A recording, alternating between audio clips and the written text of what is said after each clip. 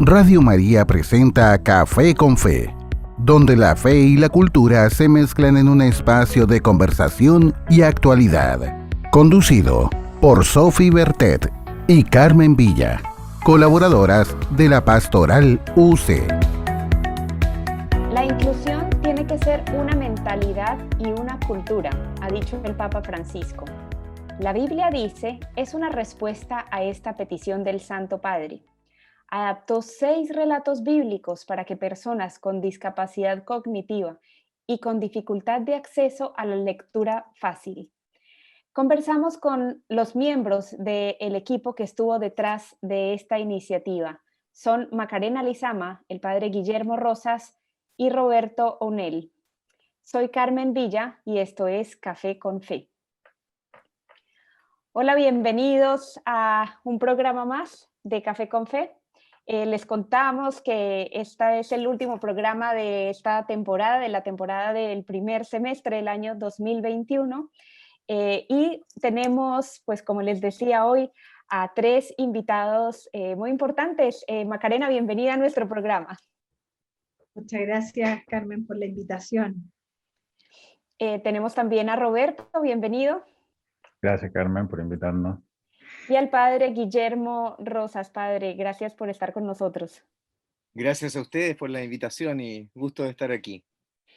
Bueno, quería empezar con Macarena, que nos cuente cómo nace el proyecto La Biblia Dice, este proyecto inclusivo que quiere acercar las historias de la Biblia a niños con dificultades cognitivas. Si nos puedes comentar un poco del inicio, del génesis de este proyecto.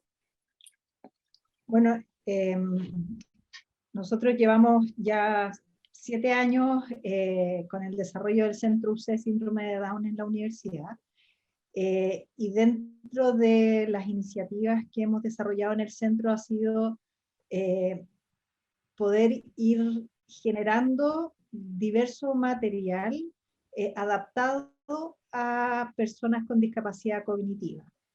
Y dentro de ello, hace unos años atrás, hicimos un material dirigido a Primera Comunión, y un poco en la continuidad de ese proceso de material adaptado a personas con discapacidad cognitiva, es que se desarrolló este proyecto que está un poco alojado en el concurso para académicos en forma interdisciplinaria, en donde en el fondo nos juntamos a colaborar entre la Facultad de Letras con Roberto, la Facultad de Teología con Guillermo y el Centro UC Síndrome de Down como 3 pilares para este proyecto, que un poco lo que buscaba es poder acercar la lectura de la Biblia y sus distintos relatos a personas que tienen dificultad en la lectura.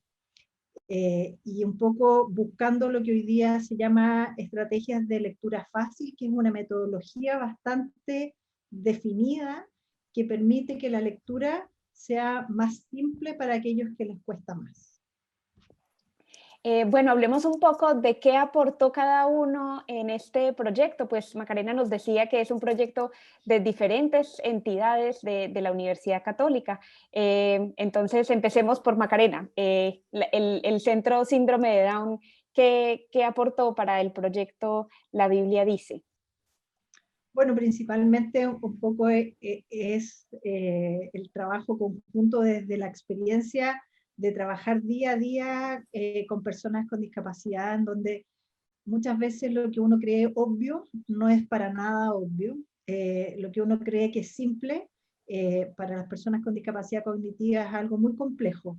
Y muchas veces uno cree que está hablando en lenguaje o con vocabulario muy cercano, y hasta eso se hace difícil. Entonces toda la experiencia que implicó un poco adaptar en los relatos bíblicos es lo que nosotros desde la experiencia del centro, la experiencia de Andrea Lisboa, la educadora diferencial que colaboró en la adaptación de los relatos, es un poco lo que fue nuestra labor, aparte por supuesto como la experiencia de hacer distintos materiales dirigidos a personas con discapacidad cognitiva, que en el fondo estos suma a lo que ya hemos ido trabajando en años anteriores. Bueno, y Roberto, desde la Facultad de Letras, ¿cuál fue el aporte a este proyecto? Bueno, a ver, yo preferiría que otros hablaran acerca del aporte que yo pude hacer, sí, pero al menos desde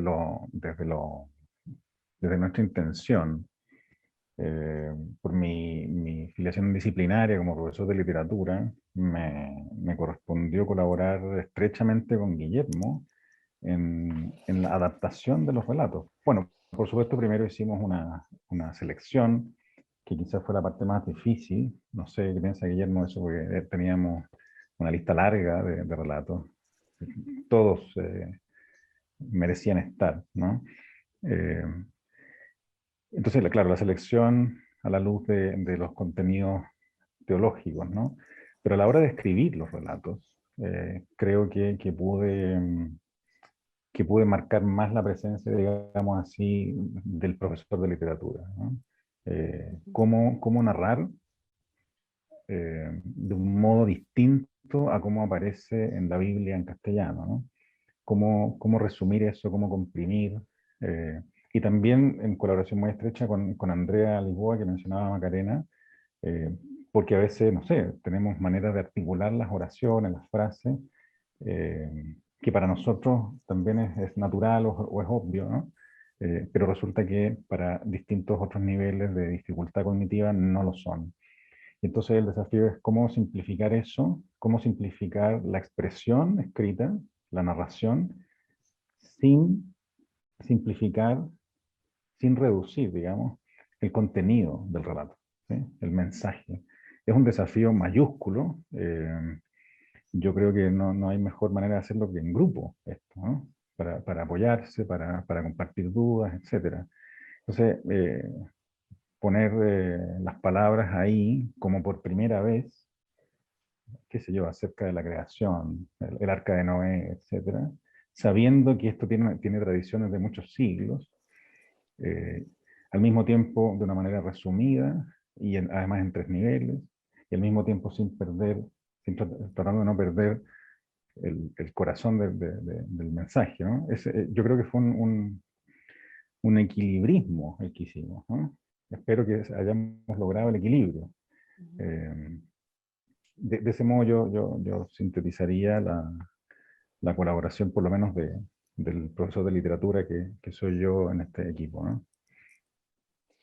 Muy bien, padre Guillermo, si nos puede contar el aporte teológico y cómo se llegó, pues como contaba Roberto, no debe haber sido fácil llegar a 6 relatos de la Biblia, pues en un libro tan extenso que además contiene toda una historia de salvación y que tiene 72 libros, cómo se llegó a estos 6 relatos y que nos cuenten cuáles son los 6 relatos que pueden pues degustar los niños con dificultades cognitivas en el aprendizaje en la Biblia dice. Sí, bueno, yo creo que la Facultad de Teología fue considerada sencillamente porque era bueno que hubiera algún teólogo, idealmente un biblista. Yo no soy biblista de formación específica, pero soy teólogo, claro, para que pudiera también dar una palabra más autorizada sobre, en el fondo, la esencia de los textos que quedaba finalmente para la lectura de quienes podían leerlo, ¿no? Porque no es nada de fácil resumir y decir en palabras sencillas textos que de suyo son complejos. Y eso que nosotros elegimos textos todos de relatos, es decir, de acciones, porque ni pensar siquiera en textos más teológicos o más espirituales, que eso sí que son muy difíciles y tal vez imposibles en alguna medida de traducir. Entonces yo fui, digamos, en ese predicamento. Además, yo había participado, y eso a mí me ayudó mucho, unos 3 años antes, el CEDETI, que es el Centro de Desarrollo de Tecnologías de Inclusión de la Universidad Católica, me invitó para hacer exactamente lo mismo con una selección de textos bíblicos para niños y niñas sordomudos. Entonces tenía ya una cierta experiencia de cómo traducir de alguna manera la complejidad de un texto bíblico a lo otro. Pero bueno, en todo caso, ese fue mi aporte más específico, pero yo tuve la impresión de que tanto con Roberto como con Macarena y Andrea, fue una colaboración absoluta esto, o sea, de repente no se sabía quién era el teólogo, quién era el médico, quién era el literato, porque todos colaboramos con mucho gusto, con mucha pasión. Y una cosita chica, a mí me motivó mucho también, permítame contarlo, que eh, cuando fuimos convocados por primera vez al encuentro de nosotros para iniciar este trabajo, yo tuve que ir al centro Down de la Católica, pues, que no lo conocía ahí en el Campo Oriente. Yo no había estado muchas veces ahí en el Campo Oriente, por supuesto, pero no conocía el centro. Y cuando llego, me abren la puerta y lo primero que veo es un enorme póster en blanco y negro de un rostro de un niño que yo conozco mucho y de quien soy muy amigo, que se llama Mateo González. Y veo a Mateo ahí y yo, para mí fue como una especie de espaldarazo, porque yo dije, qué bueno, dije, esto en lo cual voy a poder aportar un granito de arena, esto va a servir para Mateo también, ¿no? A quien yo conocía, digamos, se me concretizó este servicio en una persona concreta y ahora me siento muy contento también de eso. Ay, qué lindo, ¿no? Ver un rostro de alguien conocido y ver que efectivamente pues las personas que se benefician de este proyecto tienen un nombre, tienen una historia y que de algo les sirve y una semilla importante les queda. Macarena, yo quería justo preguntarte sobre ese tema, si conoces alguna historia de algún niño, bueno, y la dejo abierta también para Roberto y para el padre Guillermo, si conocen la historia de algún niño o algo que les haya impactado, pues de algún fruto que haya dado este trabajo de la Biblia dice. Ya la verdad es que a mí me ha sorprendido la acogida que ha tenido este proyecto y la colección. Nosotros la lanzamos el día 24 de junio, o sea, hace prácticamente 10 días atrás más o menos. Ujú. Y el interés de la comunidad por acceder a los libros y a la colección y la pregunta constante de dónde los venden, si están en versión papel, dónde se pueden descargar, si hay más libros que vienen en camino. Ha sido muy lindo esa respuesta de la comunidad, y no solo de la comunidad acá en Chile, sino que ha tenido también resonancia en otros países hispanohablantes. Así que para mí yo creo que esa ha sido lo más gratificante, probablemente, acercarnos como universidad al usuario final, a quien se ve directamente beneficiado con lo que hacemos.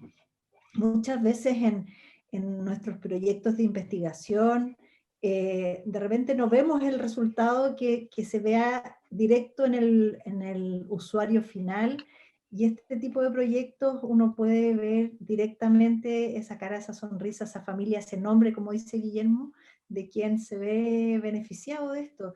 Y también lo que más hemos recibido son felicitaciones de hacer visible una necesidad tremenda de poder acercar eh, la palabra, en el fondo, a personas que tienen todo el derecho de acceder a la información y a la historia de la Iglesia y a la historia de Jesús y todo su recorrido un poco, que yo creo que es tremendamente importante.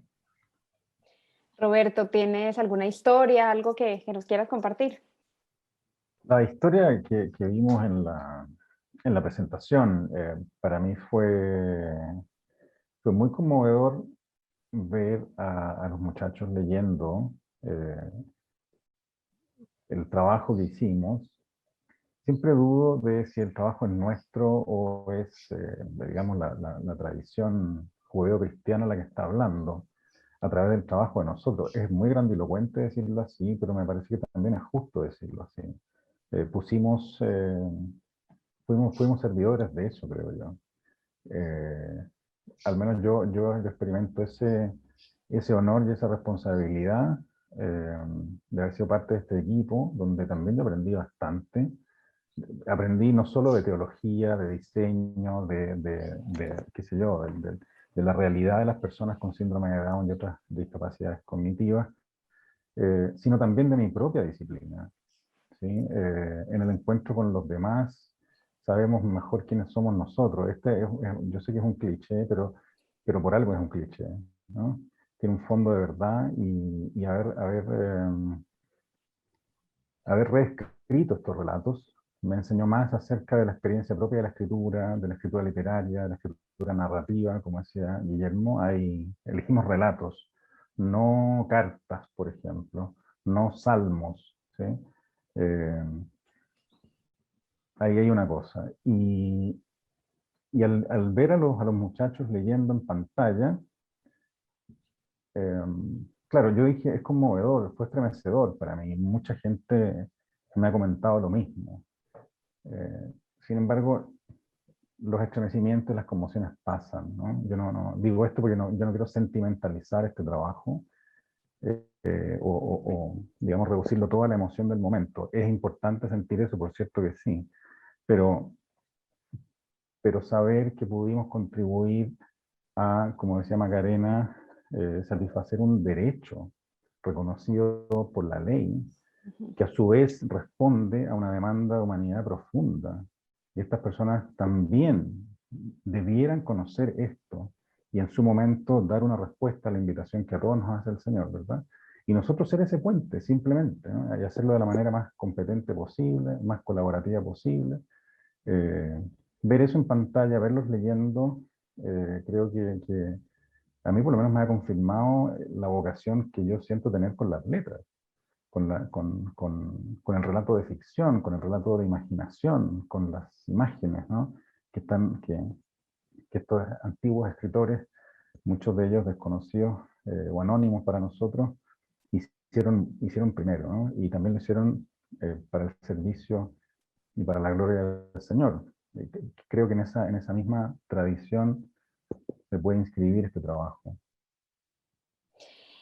Padre Guillermo, pues Jesús dijo, id por todo el mundo y anunciad el Evangelio. Él no dijo anunciarlo a cierto tipo de personas. Jesús ahí nos da un mensaje de inclusión, un mensaje muy fuerte de cómo pues hay que anunciarlo y con toda la creatividad del mundo para todo tipo de personas. Y uno ve tantos misioneros que aprenden idiomas diferentes con tal de ir y de poder anunciar el Evangelio a culturas distintas. ¿Cómo cree usted que el proyecto La Biblia dice, pues sigue esta lógica inclusiva, que además es uno de los pilares importantes de este quinquenio para la Universidad Católica? Bueno, efectivamente yo creo que en esa línea puede ser un aporte muy, muy significativo, pero sobre todo muy, muy evangélico, diría yo, ¿no? Porque yo siempre me acordé y nos acordamos ahí cuando nos reunimos las primeras veces de eso, anuncien el evangelio, vayan por todo el mundo, a todos los pueblos, a toda la gente, lo que yo les digo al oído, súbanse al techo y díganlo de arriba, es decir, el impulso de anunciar la palabra de Dios, anunciar el amor de Dios, está en el ADN de la iglesia. Entonces, no hacerlo es faltar gravemente no digo a un mandato siquiera, sino que simplemente a la naturaleza de nuestro ser cristiano. Ujú. Y agreguémosle a eso entonces que para eso hay que usar todos los medios posibles, todos los que tengamos. La tecnología precisamente ahora nos regala nuevas posibilidades, nuevas alternativas, y usémoslas.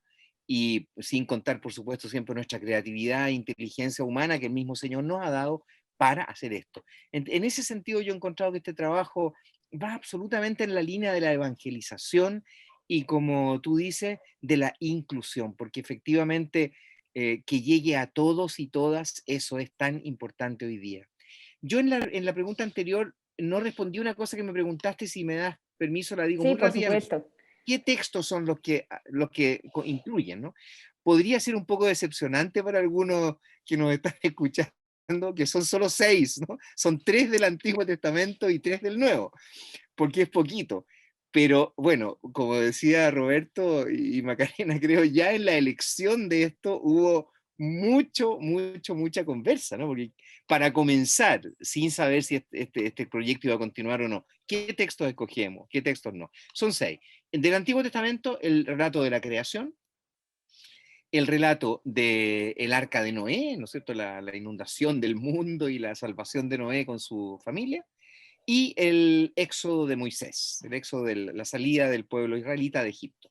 Y del Nuevo Testamento, el nacimiento de Cristo, que es muy adecuado además para los niños, pensando especialmente en los niños, ¿no? Y la multiplicación de los panes, a la cual le agregamos nosotros la bendición de los niños, que está en un lugar un poco distinto del Evangelio, pero hicimos una especie de mix ahí, lo pegamos, y la resurrección, que nos pareció importante el texto de la resurrección de Cristo. Esos son los 6. Creación, Arca de Noé y Éxodo, y después nacimiento, multiplicación de los panes y resurrección.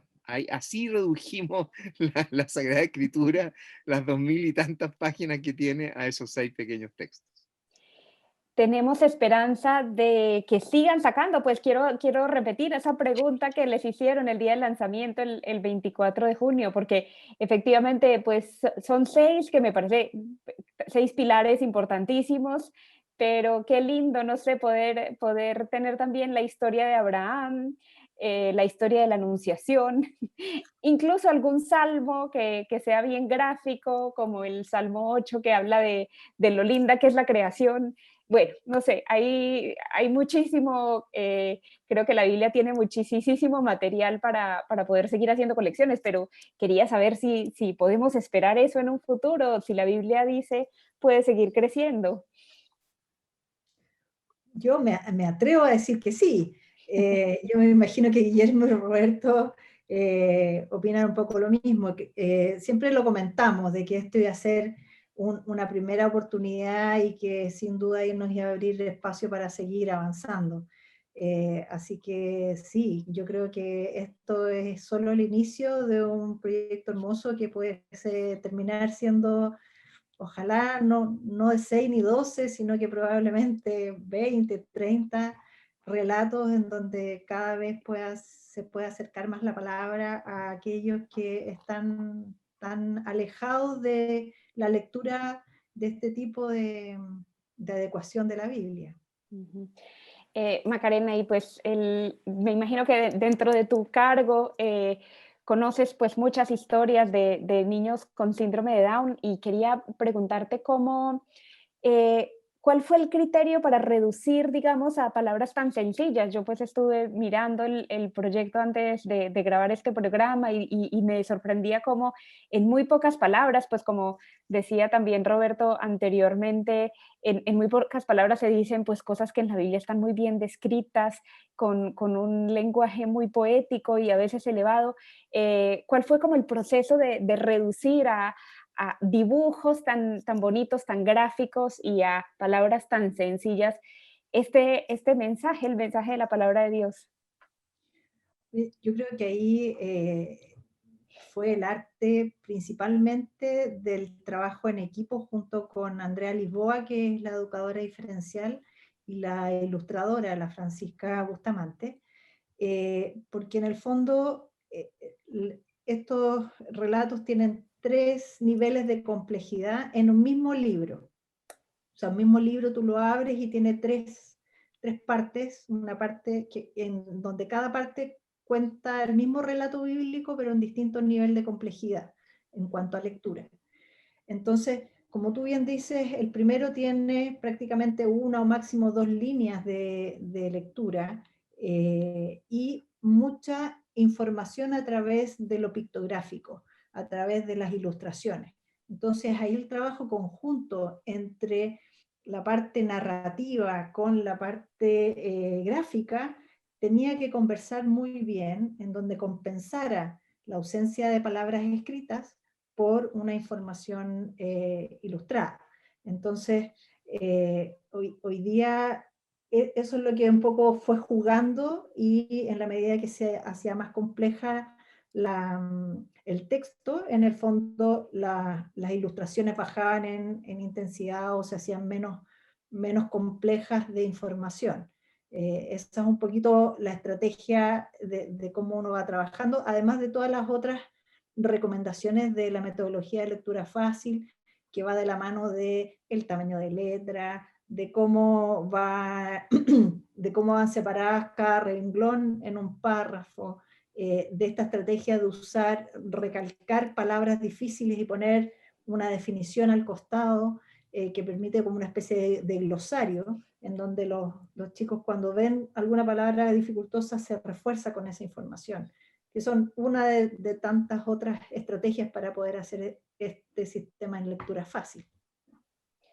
Muy bien, ahora quisiera que cada uno de ustedes me cuente un poco qué ha aprendido de este proyecto, qué es lo que más como que le ha quedado tanto en la vida profesional como pues en la vida personal y la vida espiritual, tanto sí, en la profesión como conocer, digamos, y acercarse más a la palabra de Dios, Macarena.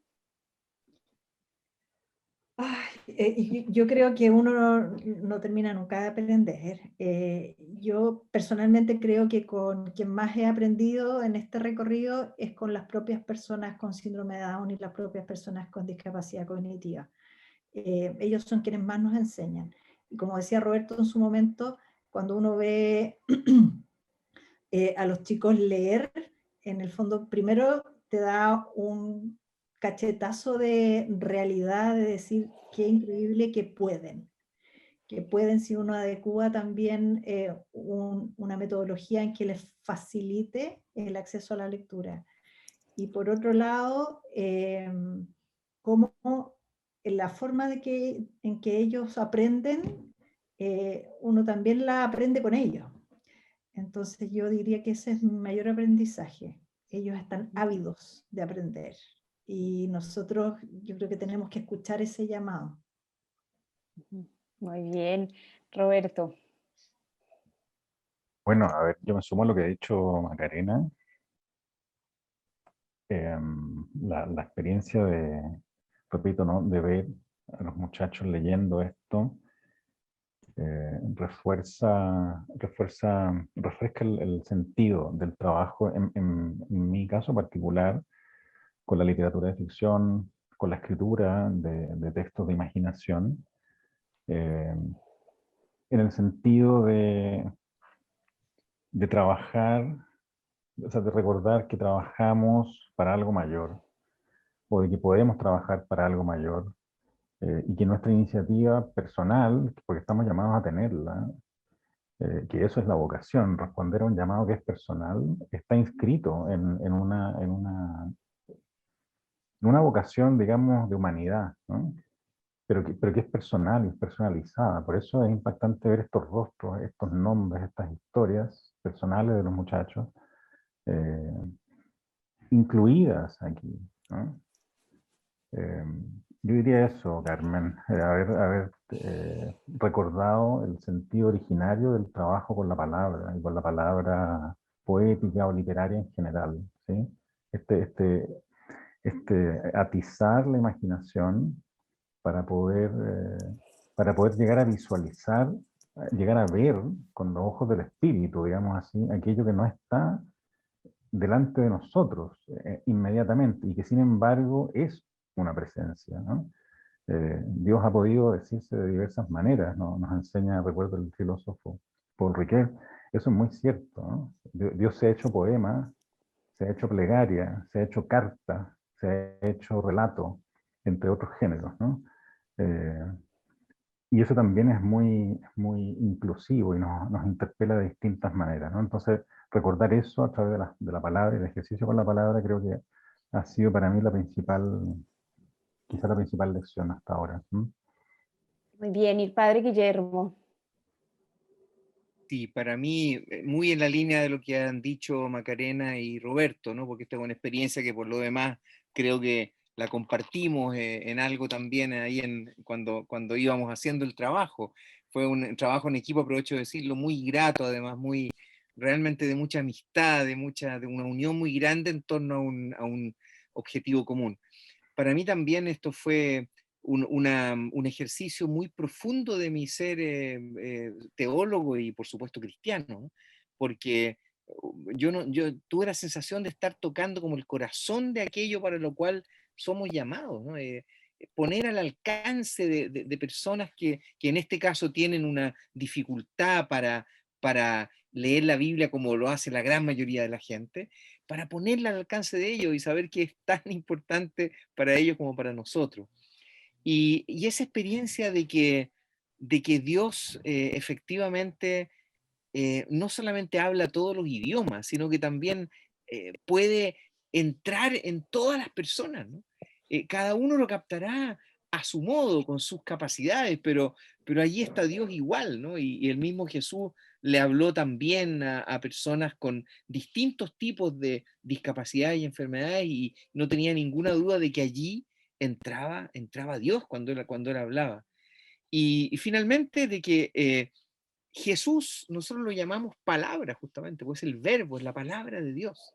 Entonces, este pequeño aporte, que es tan simple, ¿no? Como decías tú, esa frase es tan cortita, ¿no? Que a veces llama la atención, cómo resumir algo tan largo, tan profundo en una frase. Bueno, eso, allí en esa palabra tan cortita, en esa frase, está todo Dios para esa persona que lo percibe. Eso, yo quise pensarlo así varias veces. Todo lo que yo entiendo de un texto como el nacimiento de Cristo, como la resurrección, que es más complejo, y que para mí son muchas palabras, eso mismo lo captó otra persona con una sola frase, con 5 palabras. Y haber contribuido a eso, para mí es realmente es un don, una gracia, y yo agradezco, más que pedir que me agradezcan a mí, o casi me embaraza decir que me agradezcan, yo agradezco porque ha sido una oportunidad muy notable de servicio a los demás. Bueno, ¿cómo obtenemos el libro? Porque antes del programa les preguntaba, ¿lo venden? ¿Se puede descargar en una página web? ¿Cómo hacer para poder tener la colección de la Biblia Dice? Mira, los libros están en formato digital, disponibles para descargar en forma gratuita en la página web del centro, que es www.centroucdown.uc.cl. Uh-huh. Ahí, en el fondo, uno va a la noticia del lanzamiento de la colección y en el fondo va a pedir digitar un correo electrónico, y cuando se digita el correo electrónico se quedan disponibles los PDF. Un poco también quisimos hacer esa entrada para poder saber quiénes son los que están accediendo a este material, porque también la idea es poder después hacer un poquito de feedback y de retribución de cómo está llegando al final a quienes nos lo usan en el día a día. Muy bien, y estamos llegando al final de nuestro programa. Solo una pregunta muy breve. Vamos a tener una sección ahora que se llama Mi Café Ideal. Que nos cuenten, pues, si les gusta el café y si les gusta, cómo les gusta tomarlo, en la mañana, en la tarde, y acompañado por qué, por algún libro, una serie que nos quieran recomendar, algún artículo de prensa, lo que quieran. Empecemos por Macarena. Yo creo que tengo que cerrar porque a mí no me gusta el café. ¿Te gusta el té, alguna bebida caliente en este frío?